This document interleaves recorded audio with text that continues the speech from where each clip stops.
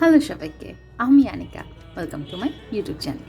নতুন আরেকটি ভিডিওতে আপনাদের সবাইকে স্বাগত। আজকেও আমার ডেলি কুকিং ব্লগ, যাই কিছু রান্না করেছি আপনাদের সাথে শেয়ার করছি। আসলে আমি মানুষটা একদমই নর্মাল, একদমই সাধারণ, এবং আমার রান্নাবাড়াগুলোও খুব সাধারণ। আপনারা যারা যারাই আমার ভিডিওটি ধৈর্য ধরে দেখেন তাদের সবাইকে আমার তরফ থেকে অসংখ্য ধন্যবাদ। কারণ নতুন করে একটা জিনিস শিখছি, তারপর আপনাদের সবার এত সাপোর্ট পাবো আমি কখনো আশা করিনি। আপনাদের সবাইকে অসংখ্য ধন্যবাদ, এবং নতুন করে যারা আমার ভিডিওটা দেখবেন অবশ্যই আমার চ্যানেলটিকে সাবস্ক্রাইব করবেন। কারণ আপনারা যদি আমাদের সাথে থাকেন আমি এগিয়ে যাব অনেক দূর। অনেক কথা বলে ফেললাম, এখন চলে রান্নায় চলে আসি।